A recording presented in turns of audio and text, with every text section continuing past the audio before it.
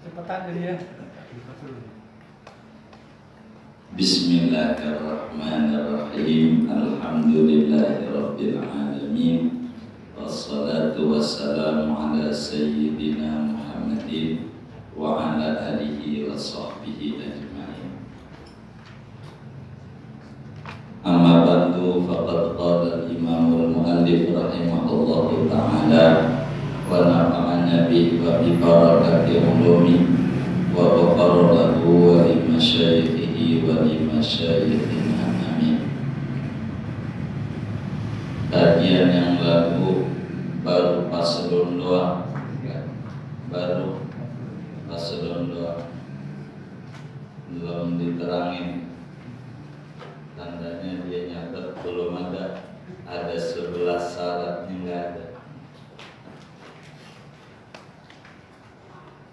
Syurutul qudwati, adapun syarat-syarat bermakmum, bi kasril qafi, dibaca dengan kasrah qafnya. Iya paslon ya, paslon. Cuman paslon nggak saya baca pada sebetulnya itu. Berarti karena segitu doang ini. Saya juga hari ini. Ahada asyara, yaitu ada 11 syarat. Adapun syarat-syarat bermakmum di faslnya, cuma faslnya sudah saya baca. Hari ini baru segitu. Adapun syarat-syarat bermakmum bi kasril qafi, dibaca dengan kasrah qafnya. Kedua boleh. Wadomiha dan domahnya qaf qudwa. Ahada asyara, yaitu ada 11 persyaratan. Ahaduha, adapun salah satunya dari 11, an la ya'lama, yaitu bahwa tidak mengetahui oleh makmum. Aywa an la yadunna, tidak yakin, yakni dan bahwa tidak berprasangka oleh makmum. Dhannan ghaliban, dengan prasangka yang umum. Butlana sholati imamihi, akan batal sholatnya imam. Bihadasin au ghairihi, dengan batalnya dengan sebab hadas, au ghairihi, atau selain hadas.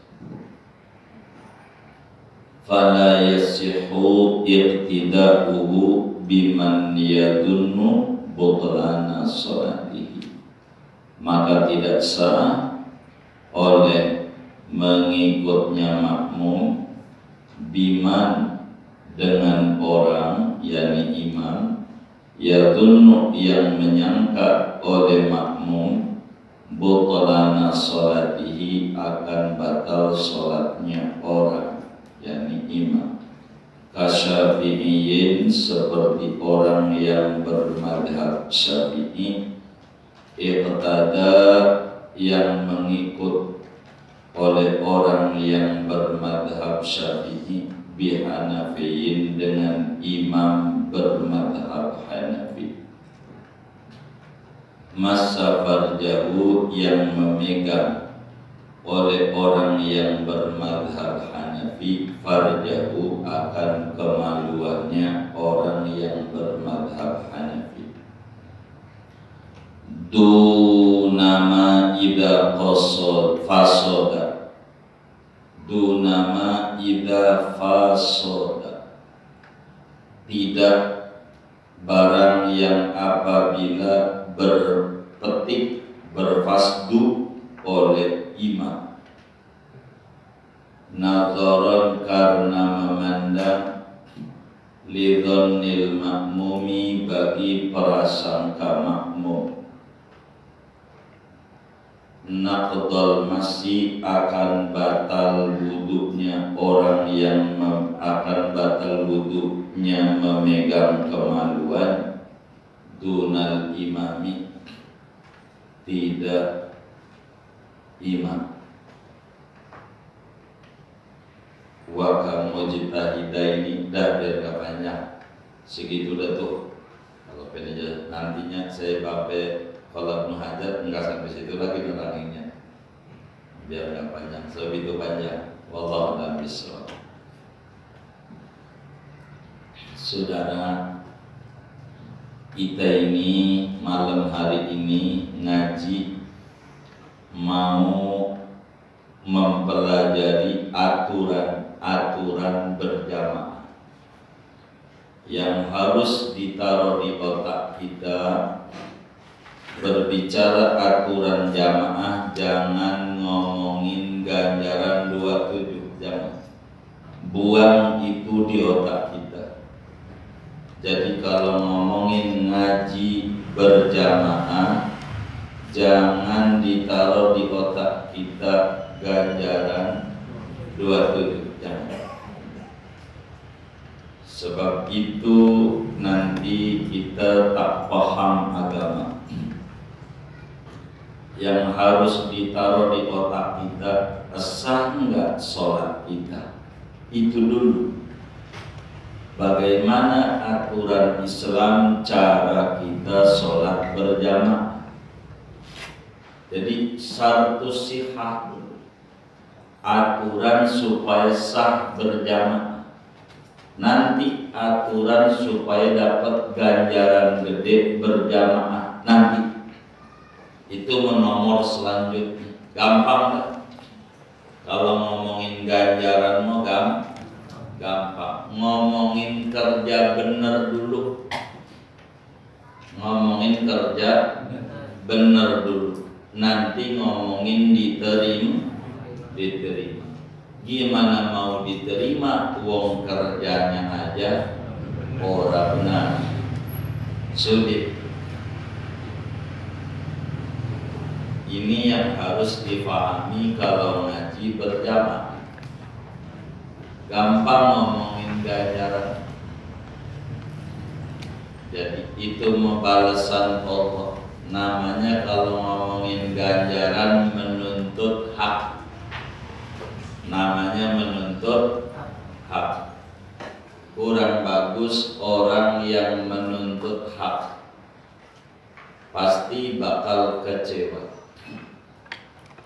Yang bagus itu menuntut kewajiban. Kalau kewajiban tugas kita sama Allah, namanya menuntut kewajiban. Udah benar belum nih aturan ini? Begitu. Tar gampang 27. Sebab ngomongin ganjaran 27 itu sesudah ngomongin aturan benar berjamaah. Gimana mau dapat 27? Ada orang tua berjamaah, entar dapat 27, entar dulu begitu.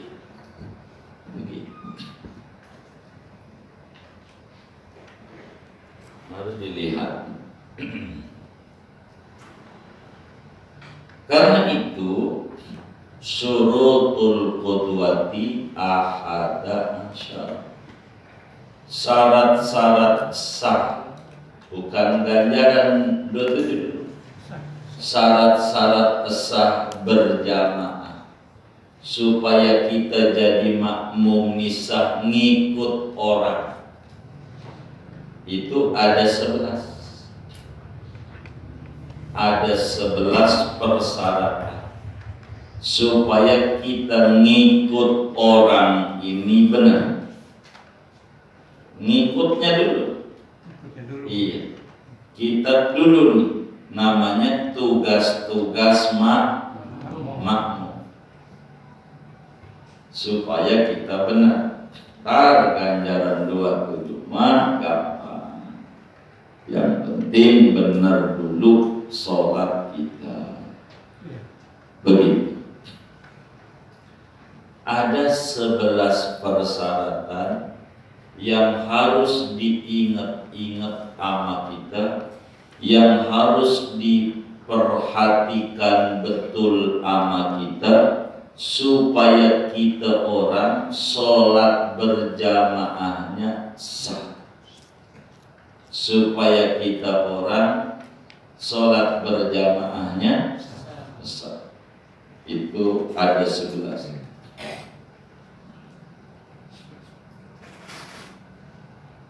Pertama dari 11 itu adalah si makmum tidak punya pikiran imamnya sholatnya kagak sah. Itu pertama. Pertama, makmum itu tidak boleh ada di pikirannya imam yang dia ikuti enggak sah. Enggak boleh ada. Bahasa lainnya, makmum kudu punya pikiran imamnya sah sholat. Jadi pertama, kita jadi makmum tuh kudu punya keyakinan, minimal punya prasangka, dugaan kuat. Enggak usah yakin 100%, enggak usah. Dzan ghalib jadi. Itu maknanya alayatuna dhanan ghaliban. Prasangka kuat imam yang kita ikuti ini sah sholat. Kagak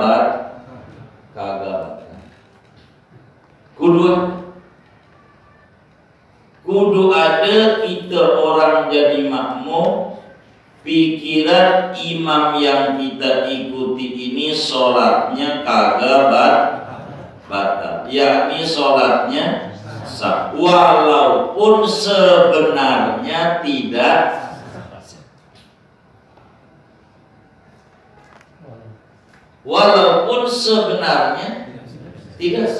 Enggak. Jadi syarat pertama supaya sah, imam yang kita ikuti ini kita kudu yakin tidak batal sholatnya. Biar gampang, sholatnya sah walaupun sebenarnya di mata Allah tidak sah.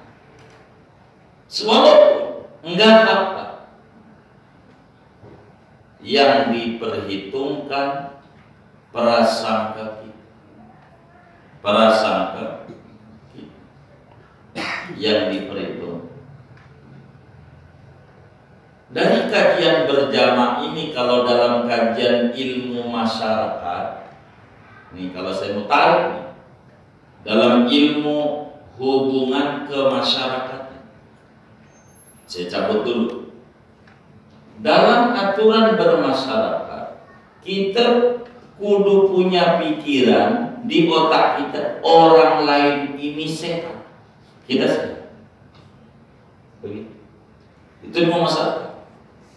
Kalau punya pikiran di otak kita orang ini mengandung penyakit, pasti salah.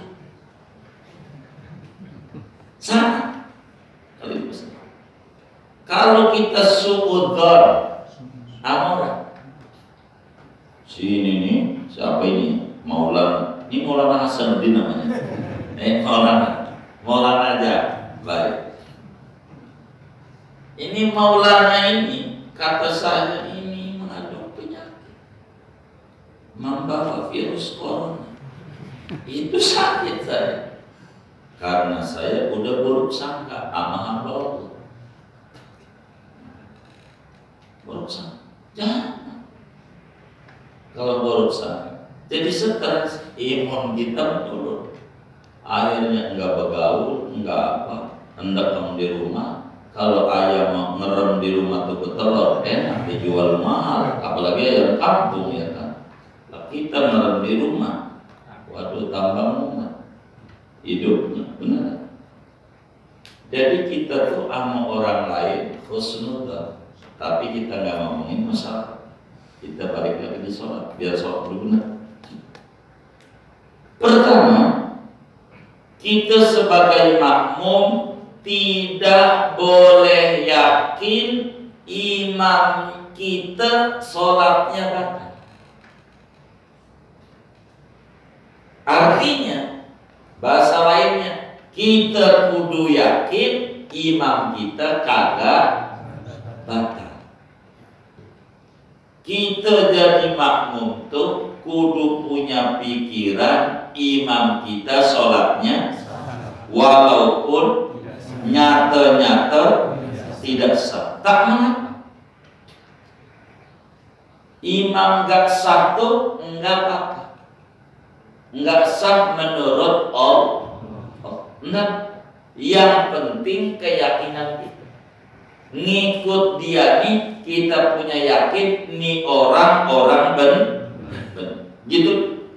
Walaupun salah prasangka kita yang kita ikuti itu enggak salah. Yang penting kita punya yakin imam ini sah. Contoh-contoh. Ini biar kita paham. Siapa contohnya? Ada seorang imam mau contoh ayat enggak ada nyonyanya masalah. Ada repot saya. Jadi saya muter lagi Pak. Maulana Pak Jakim mau ke masjid sholat isya. Bininya baru pulang dari pasar Bayur. Emang kalau beli sayur malam masih segar-segar kalau di pasar, kan begitu ya? Kalau pagi kan sisa malam ya. Benar nggak ini? Ya kan begitu kira-kira. Kan biar kita nyusun nerangkanya nggak ngarang-ngarang amat kan begitu. Mengikuti data. Akhirnya mau ke masjid selamat. Bininya Pak Jakim itu, Pak Jakim selamat. Dia cium tangan sama laki. Memang ganjaran gede. Habis itu Pak Jakim lupa kalau bininya selamat. Lah kan kalau udah wudu selamat, wudunya batal. Ngimamin sholat isya. Kita makmumnya. Kita gak yakin lah imam kalau berani ngimamin berarti punya wudu. Sah sholat kita. Walaupun Pak Jakim lah, wong dia batal wudu. Wong dia batal wudu. Pak Jakim menurut Allah enggak sah. Wong kagak punya wudu. Sholat kita sah. Pulang habis isya, makan, ingat ya Rabbana saya ngimamin isya. Mana tadi bini selamat, sholat saya nggak sah. Ya Pak Jakim perlu diulang sholat, karena Pak Jakim sholatnya tidak sah. Wong nggak ada wudu dia sholat. Begitu. Sedang kata Nabi dalam hadis yang sahih, miftahus sholati wudu. Kunci untuk menuju sholat salah satunya wudu. Lah kagak punya wudu batal. Maka sholatnya sah. Maka Pak Jakim ulang. Jamaah kagak. Kecuali dibilangin sama Yahudi. Ji, pergi. Soal itu tadi tukang imamin. Ya Allah, lupa. Kagak punya wudu. Nah, ya tahu. Karena enggak meneliti, ulang lagi. Makanya imam yang kayak begitu jangan pakai diumumin. Kan nyiksa makmum.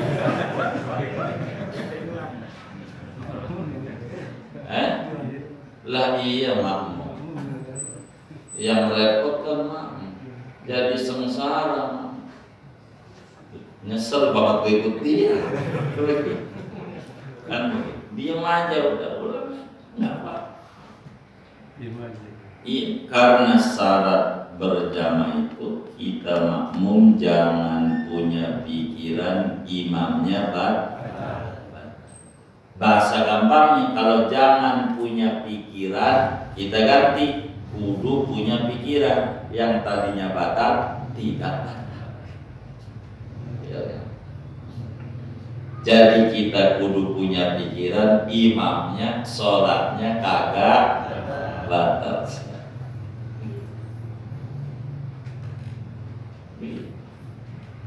Pokoknya makmum kudu baik sangka, imamnya sah. Walaupun nyata-nyata enggak.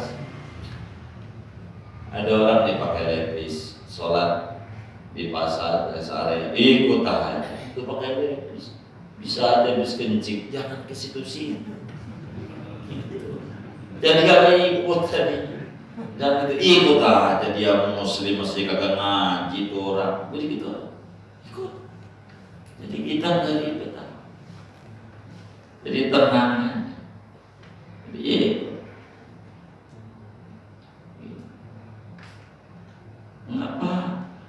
Yang penting mau di pikiran kita, bukan di kenyataan. Kudu punya husnudzon, imamnya sah, udah cukup. Kalau kita dari awal udah bilang nih imam nih kagak bisa, ini ain nih ngalamin nih, kita ikuti, udah kagak sah, jangan kabur di situ, keluar aja, nggak ngikutin.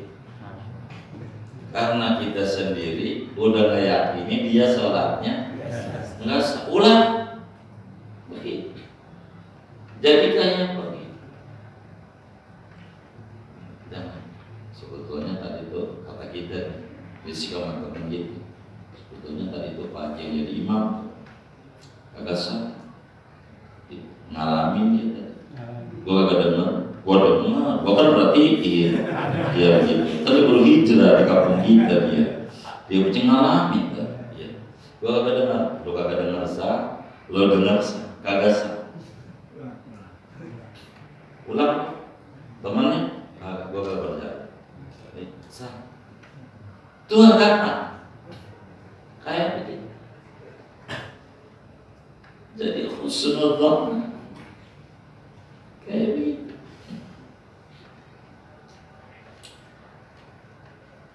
Contoh, imamnya kencang waktu alhamdulillah. Imamnya kencang waktu alhamdulillah. Allahu Akbar. Langsung aja. Alhamdulillahi Rabbil Alamin. Kata kita agak baca bismillah. Kata kita yakin kagak baca enggak salah kita. Ulang. Karena imamnya sholatnya batal. Syarat sholat itu kudu baca Fatihah. Fatihah itu ada 7 ayat. Ayat pertamanya Bismillah, maka dia membuang seayat. Enggak sah. Enggak sah. Tapi teman kita bilang bisa aja dia baca cuman pelan. Kalau menurut saya kayaknya baca pelan, cuman ngencengnya di alhamdulillah. Karena masalah ngenceng pelan mah enggak wajib. Yang wajibnya baca. Cuma teknis sunat.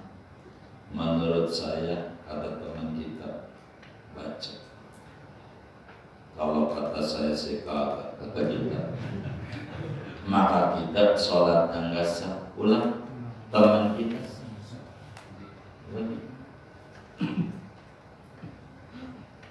Ini biar kita benar, kita buktiin ya. Yuk, tanya sama Pak Hajinya. Tanya sama Pak Haji. Pak Haji, tadi itu ngimamin itu baca bismillah apa kagak? Kata Pak Haji, kagak. Ya udah, berarti nyata imamnya enggak sah. Ulang tuh kita. Pak Haji bilang, kita nanya, kenapa Pak Haji enggak? Ono di Mekah. Makanya jadi orang punya duit umur umroh kayak gue. Umroh kayak gue pagi. Umroh. Makanya lo jangan di kampung lo.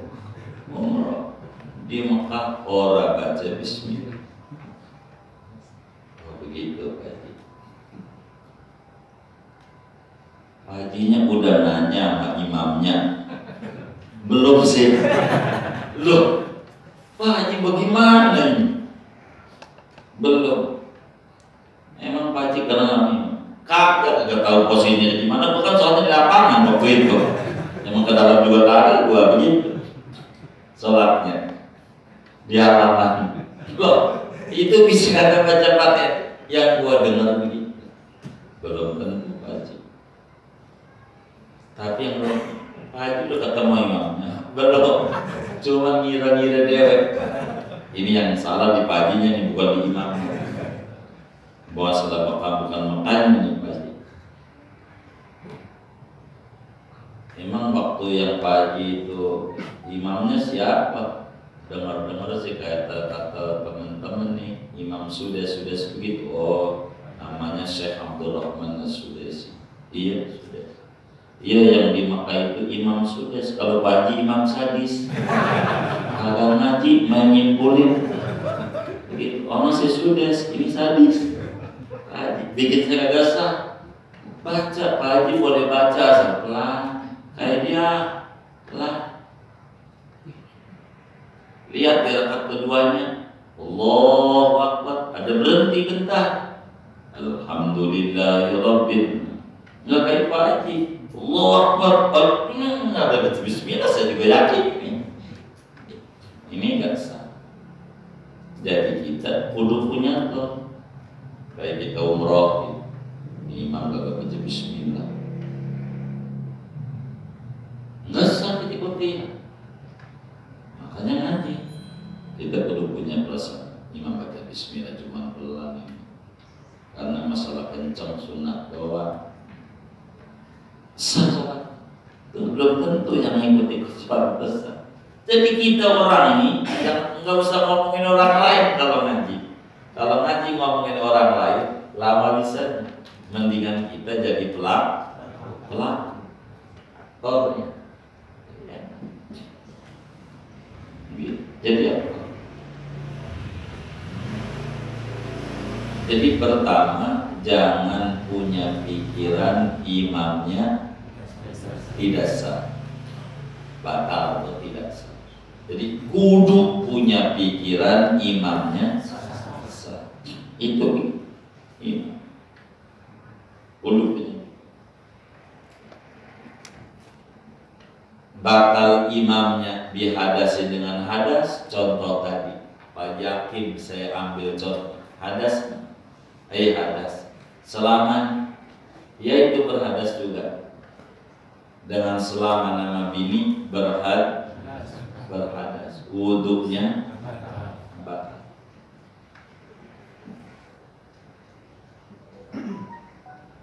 Atau selain hadas kayak tadi contohnya baca surat Al-Fatihah. Kalau kita punya pikiran imam kayaknya baca ini cuma pelan, sah. Karena syaratnya jangan punya pikiran kagak sah. Jangan kita punya pikiran imamnya tidak sah. Imam tidak sah. Jadi harus kita punya pikiran imam sah. Pikiran. Karena itu kata Syekh Nawawi ini, fala yasihu iqtidahu biman yadunnu butlana sholatihi. Maka tidak sah mengikutnya makmum kepada imam yang makmum sangka imam sholatnya batal. Tidak sah mengikutnya makmum kepada imam yang si makmum sangka imam sholatnya tidak sah, batal. Kalau begal makmum terlalu panjang, yang enak kita pelakunya tidak sah, sholatnya kita ngikut imam yang kita punya pikiran imamnya sholatnya batal.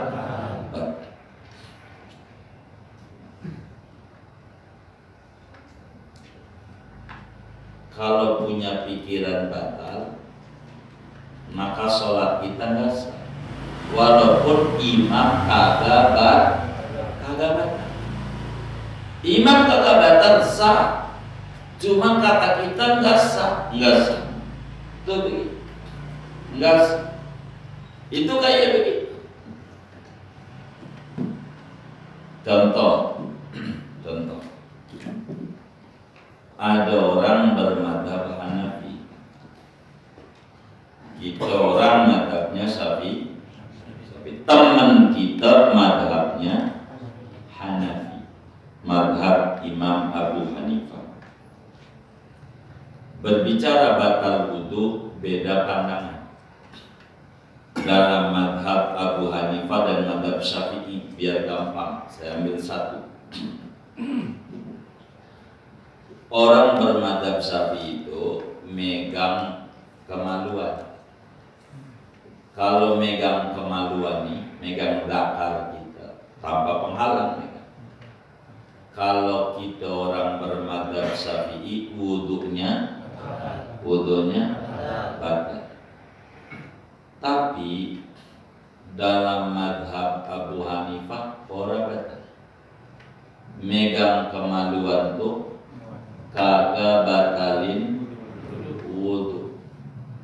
Megang kemaluan, ampe bangun si otongnya, dia ampe bangun kagak batal dalam madhab Abu Hanifah.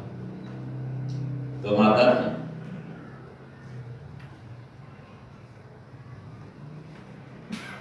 Kenapa kok kagak batal?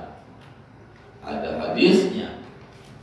Orang bermadhab Abu Hanifah enggak batal tuh ada hadisnya. Hadis.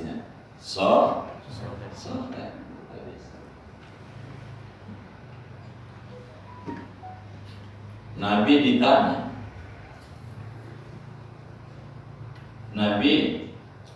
ada orang pegang kemaluan, batal nggak wudunya? Huwa bid'atun minka, itu kemaluan organ tubuhmu. Jawabnya begitu, itu kemaluan organ tubuhmu, bagian dari anggota tubuhmu. Kemaluan ini tangan namanya apa? Organ tubuh. Ini pala, organ tubuh. Kita wudu pegang pala, batal kan? Kenapa nggak batal? Organ tubuh. Berarti memegang organ tubuh nggak batal. Megang kemaluan nggak batal. Sebab organ tubuh. Hadisnya itu Abu Hanifah. Batal itu kalau kelonan. Kalau ampe kelonan nama bini batal. Semuanya merujuk di Quran juga. Inilah kita kudu ngerti Quran itu. Kalau enggak bisa rusak orang dengan Al-Quran, bisa enggak rusak orang dengan Al-Quran. Yahdi bihi mayasya wa yudhillu mayasya. Quran bilang aula mastumuhunna, la mastumuhunna, la masa fi'il madinya, Ini berbicara tentang wanita. La masa itu dalam ilmu sorof binanya musyarakah bainal isnaini fasoida. Ini kan ngaji tafsir. Bahasa kita orang sulasi mazid. Bagian pertama, kedua. Sebab bab perubahan kata dalam bahasa Arab ada 35 bab, 35 perubahan satu kata, jadi berubah menjadi 35 besar, berubah kata sama ditambahin satu jadi berubah besar, itu begitu. Kata sama, cara bacanya berubah arti. Lamastumuhunna dalam tafsir Abu Hanifah ay jama'tumuhunna, berjima, maka berjima itu batalin wudu. Kalau enggak jima mah cuman megang-megang enggak batal, termasuk megang kemaluan diri enggak batal, megang kemaluan diri enggak batal. Abu Hanifah madhabnya begitu. Abu Hanifah itu meninggal tahun 150 Hijriah, 150 Hijriah. Kuburannya di Irak. Kuburannya, kita moga punya rezeki luas, kita ziarah ke Kufah. Amin ya rabbal alamin. Mudah-mudahan di tahun 2021 bisa ziarah. Di Irak tuh banyak yang kita ziarah. Wali gua gede banget. Pertama, Syekh Abdul Qadir Jilani di Irak, Baghdad, di Irak, makam Syekh Abdul Qadir. Terus tokoh sufi besar Sarlis Sakoti, muridnya Imam Hasan Basri, gurunya Imam Junaidi, omnya, cingnya Sarlis Sakoti, wali gede, tokoh-tokoh sufi besar, tabi'in. Imam Junaidi al-Baghdadi, makanya al-Baghdadi udah pasti di Baghdad, itu ngeblok lah, nggak jauh-jauhan. Ma'ruf al-Qarhi itu ngeblok.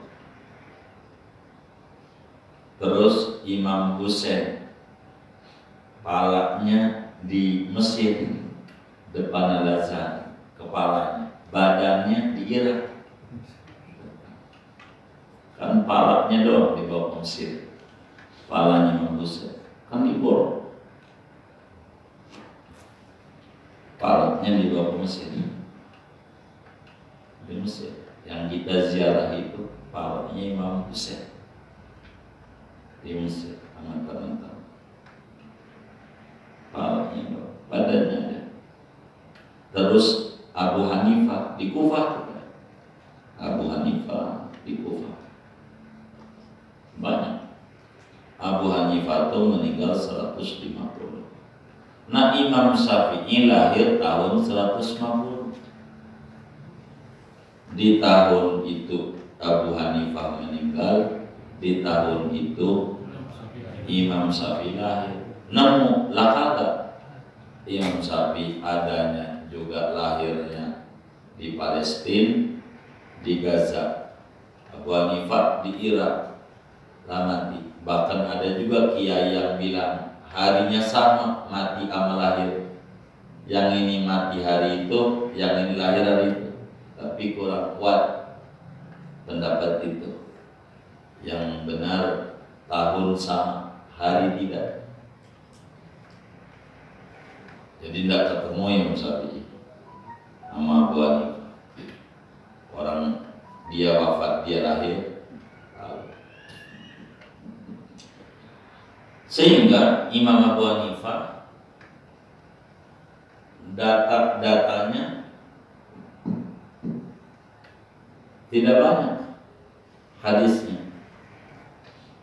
Kan orang belakangan banyak pengetahuan karena datanya lebih banyak. Begitu. Imam Syafi'i banyak punya hadis sahih. Ada hadis Nabi, man massa farjahu faliyatawadda. Siapa orang pegang kemaluannya wajib wudu. Berarti wudu. Abu Hanifah tidak punya hadis. Tidak punya. Keburu wafat belum dengar. Kan ajaran itu tergantung sahabat pergi ke mana kiai ajar. Karena sahabat Nabi dakwah kemana-mana. Siapa yang bawa itu? Begitu. Yang bawa belum dapat. Kan sahabat Nabi banyak, 124.000 orang. Anggap semuanya ke Kufah kagak nyebar kemana-mana. Kan sahabat mendapat info ajaran agama kan enggak semuanya begitu.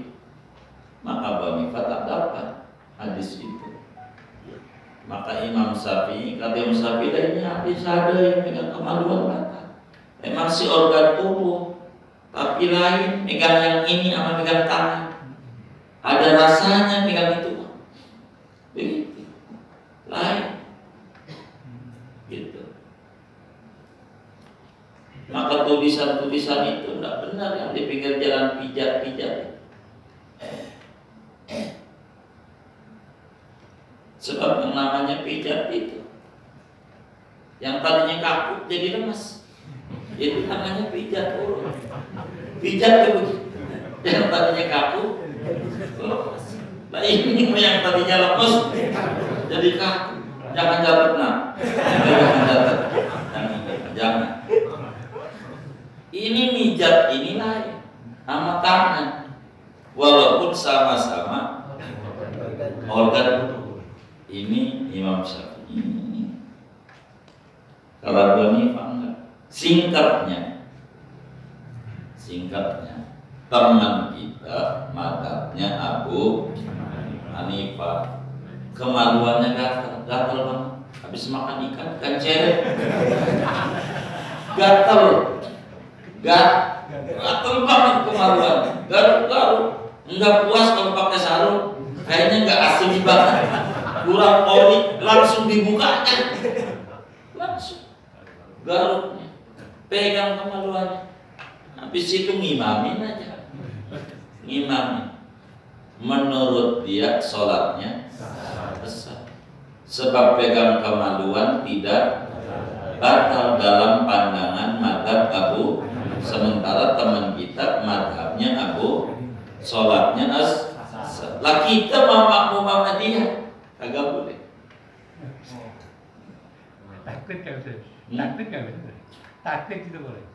Taktik kita seperti kita udah begini kan batal tuh. Taktik ke Hanifah boleh kan tuh?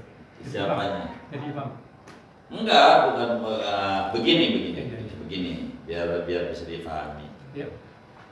Jadi saya mau contoh saya karena biar ayah menjadi aktornya, biar gampang. Saya baca. Saya ini madhabnya Abu Hanifah. Saya ini. Yeah. Lalu saya kata, garukan nggak puas Kalau pakai celana tekniknya langsung aja, ini kurang ori nih. Jadi semua di sini nggak sah. Jadi habis itu saya ngimami. Jadi ayah tahu kalau saya itu pegang kemana. Tapi kata saya enggak batal wudunya, karena dalam madzhab saya, madzhab Abu Hanifah ini yang batalin wudu beser kalau pegang kemaluan enggak batal, maka sholat saya sah sebagai imam. Ayah ini madzhabnya Syafi'i. Emang namanya juga Syafi'i. Madzhabnya Syafi'i. Begitu madzhabnya. Ngikut saya enggak sah, karena ayah yakin sholat saya batal, sebab sebelum sholat pegang kemaluan. Dan dalam pikiran ayah, imam itu sholatnya batal. Maka ayah ngikut saya ini kagak, sebab syarat pertama an la ya'lama au an la yadunna dhannan ghaliban butlana sholati imami bihadasin au ghairi. Pertama, bahwa tidak boleh yakin si ayah, atau kata Senawi, tidak punya prasangka kuat si ayah akan batal sholatnya saya sebagai imam. Itu salah. Maka ayat kita enggak sah. Enggak sah. Sholat itu lagi beda madhab. Begitu. Enggak sah ayatnya, karena yakin imamnya batal. Tapi kalau kagak sebatas imamnya madzhab Abu Hanifah, lihat juga enggak. Iya, kita punya prasangka dia juga hargai kita, enggak bakal ngeledek sama kita. Dia sebelum sholat ini lihat dulu, enggak kayak begitu biar kata kiai juga insya Allah kagak lah. Lo kata-kata kayak begitu itu orang ledek, namanya memperuncing perbedaan. Begitu enggak, kita enggak lihat imamnya madzhab Abu Hanifah, dia ngimamin aja. Enggak apa-apa, kita ikut sah. Yang penting jangan punya pikiran itu aja. Jangan punya pikiran batal. Kita nggak usah ngomongin madzhab Abu Hanifah terlalu panjang begitu kalau maksud kami. Karena kita di Indonesia ini madzhabnya kebanyakan Syafi'i. Jadi nggak begitu puyeng. Cuma masalahnya terjadi. Jangan sampai punya pikiran imamnya kagak punya wudu, imamnya Fatihahnya rusak di otak kita. Kalau ada punya pikiran begitu, enggak sih. Kita sih enggak. Maklum kan masjid atau musola pasar, kita security, yang namanya satpam, sip siang, kerjanya dibagi waktunya. Ada siang, ada malam. Lah kebetulan saya ini sip siang. Jadilah imamnya dia, lah kan nggak dengar bacaannya, ya kan? Dohor rasa. Ya kita sih jam 5 pulang, maghrib di rumah, di kampung. Dohor rasa di pasar. Seminggu di rolling. Kata komandan, bos, malam, ya malam. Lah kan ketemu maghrib sama Isya, ketemu. Lah kan nyaring bacanya, imamnya dia lagi, sama sih. Pas ngimamin, alhamdulillah ngalamin. Waduh, ngalamin. Berarti yang seminggu itu gue pulang. Sholatnya enggak sah, dohor asar seminggu. Yang ngikut di, kan kita udah tahu kalau imamnya dia enggak sah. Kali-kali itu bukan ada yang juga ini yakin bagaimana udah nyata salah. Enggak direken prasangka baik kalau nyata-nyata salah. Kalau salah itu diterima. La ibrata bidzannil bayyini khata'uhu dalam kaidah hukum. Tidak direken dengan prasangka yang nyata salahnya. Nyata salah. Habis. Baik sangka, baik salah. Udah kita baik sangka aja. Gitu. Masa iya dia berbuat begitu. Ini mau tembak-tembakan kali. Begitu. Udah baik sangka. Enggak bisa begitu. Jadi kalau nyata salah, nyata salah. Kalau enggak. Jadi kita imam itu kalau udah nyata salah, enggak bisa. Sholat kita seminggu ikut dia, ulang. Kalau nyata, kalau enggak. Tuh begitu. Jadi begini, nggak mesti kalau kita bepergian jauh, ada rest area, kita nggak ikut imam yang ada, udah ikut aja. Begitu. Nggak, gua nggak ikut dia. Gua bukan rombongannya, ya nggak gitu-gitu amat jadi muslim. Ikut aja. Iya. Tapi dia pakai celana jin, nggak apa-apa, yang penting ngesan atau mau. Begitu lagi. Jangan dibikin ribet, jangan. Itu tuh begitu. Contoh Syekh Nawawi itu begitu tuh tadi. Kasyafi'iyyin, seperti orang yang bermadzhab Syafi'i, irtada, ngikut oleh orang yang bermadzhab Syafi'i bihanafiyyin, dengan imam yang imam sholat, maksudnya imam yang madhabnya Hanafi, tapi masa farjahu megang kemaluan. Dalam madhab Abu Hanifah megang kemaluan tuh kagak batal, maka sholatnya si imam sah, sholatnya kita. Kenapa kita nggak sah? Karena yakin imamnya, punya pikiran imamnya, yakin. Tidak kalau dibagi. Dalam madzhab Abu Hanifah, kalau orang itu berpetik, sekarang udah jadi bahasa Indonesia, saya dengar tuh dari anak bekam. Ada namanya bekam, ada namanya fasdu, kata mereka. Fasdu itu fasoda ini pakai bahasa Arab. Kalau bahasa di daerah namanya petik. Jadi cara buang darah itu Nabi waktu Isra Mi'raj baru turun dari langit, semua malaikat ajari nama umatnya, nama Nabi. Ya Muhammad, mur ummataka bil hijamah. Wahai Nabi Muhammad, tolong umatmu, perintahkan pada suruh berbekam. Perintah itu semua langit, sampai langit pertama dari ketujuh, suruh bekamnya, jangan nggak bekam. Umatnya suruh. Jadi darah itu harus dibuang, bukan donor darah, bukan. Kalau donor darah yang dibuang darah segar. Kalau bekam darah kotor. Itu kalau nyumbat bisa jadi stroke, bisa jadi asam urat, bisa gula, bisa tepek, bisa banget. Itu penyakit stroke, gula dalam macam. Iya, macam-macam penyakit. Karena tidak berbekam. Bekam itu untuk membuang darah kotor. Makanya bekam tidak lemas di badan. Artinya tidak parah-parah amat.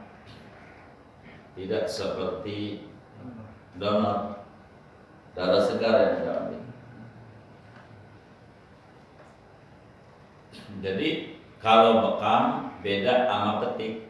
Kalau bekam digores badan, jadi disedot dulu biar darah itu ngumpul, jadi ketarik nih.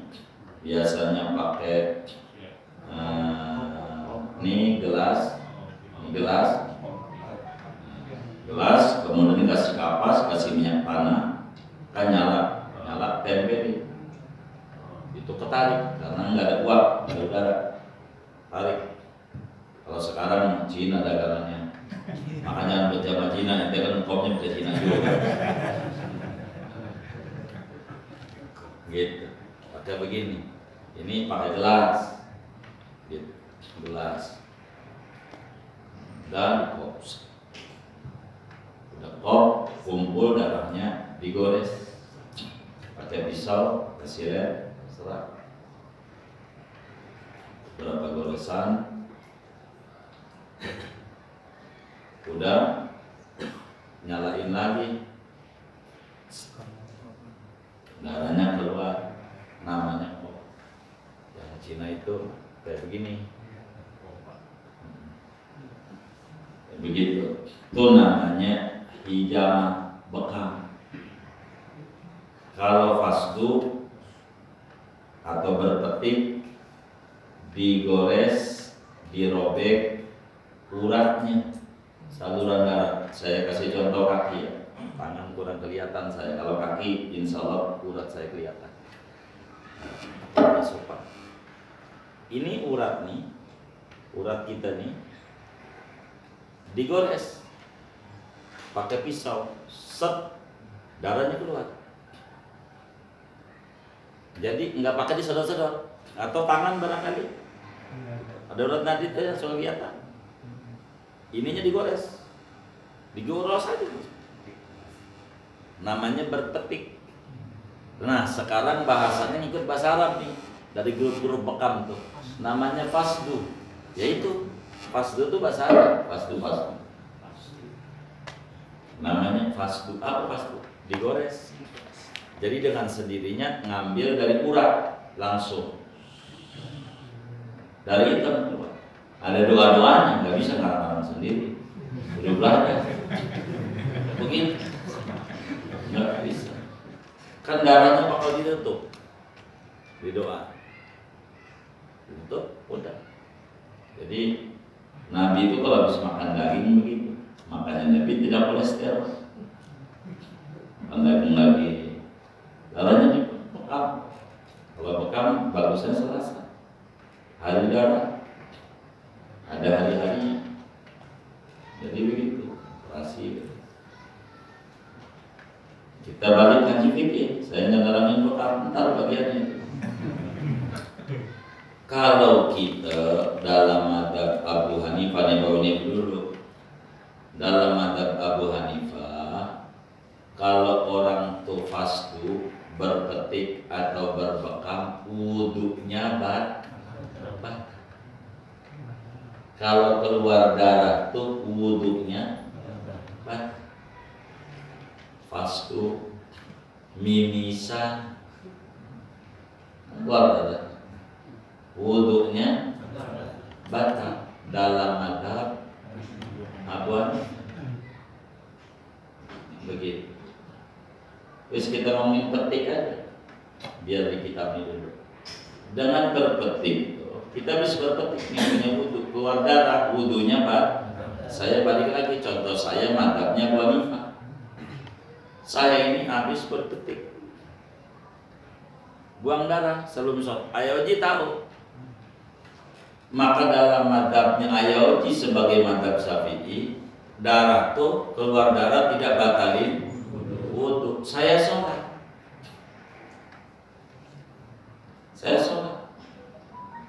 Ayoji sholatnya sah. Saya kagak. Karena patokannya makmum kuda punya pikiran imamnya sah. Lah kan makmum punya pikiran imamnya sah. Di petik enggak batal kata makmum. Karena makmumnya madzhab Hanafi ya, enggak batal. Kalau saya sih batal. Ngimamin Ayoji saya. Begitu. Jadi yang harus dipikirin itu jangan mikirin imam kalau jadi makmum. Mikirin apa? Diri sendiri. Begitu. Gitu. Imamnya enggak sah kalau kita pikirannya sah. Contoh imamnya berfastu. Begitu. Dalam pikiran imam enggak sah. Karena madzhabnya buat pikiran makmum sah, maka sholat makmum sah. Dibalik, imamnya megang kemaluan. Dalam pikiran makmum sah, pikiran imam sah. Tapi pikiran makmum enggak sah sholatnya makmum. Jadi kita di pikiran kita. Tuh begitulah kalau dibawa keluar kayak wabah kalau kata kita kena corona nih. Kena. Karena di pikiran kita. Kalau di pikiran orang tidak. Itu jangan dipikir. Ini pikir. Kena kalau kita. Begitu. Udah ngeron aja di rumah. Tambah bingung. Mana bini kagak pernah open lagi makan. Ya, tambah kagak dikasih makan. Menjar mati. Karena kagak dikasih makan. Yang biasa makannya di luar. Ya dosa. Jadilah kita orang untuk pikiran diri sendiri. Itu namanya bahasa kita orang sugesti. Kalau sugestinya kena, kan? Kalau sugestinya kagak, kan? Tergantung sugestinya. Biasa aja itu. Jangan terlalu berlebihan. Apa aja kalau berlebihan, enggak baik. Mancing aja kalau berlebihan, maju terus, enggak bagus. Ngeblok. Jadi jangan berlebihan. Biasa. Iya nyebut. Itu begitu. Jadi intinya kita jadi makmum itu pertama kudu punya pikiran imam kita sholatnya itu diingat-ingat. Ini contohnya masih banyak. Sama Syekh begitu banyak contoh sampai bawah masih nyontoin ini. Jadi beberapa pertemuan moga-moga sih besok kelar. Tapi ngelihat bacaannya enggak. 3 kali pertemuan masih ngomongin ini aja nih. Biar kita benar cara memikirkannya. Itulah hebatnya Syekh Nawawi, panjang banget paparannya. Terus itu tuh yang kita tadi baca.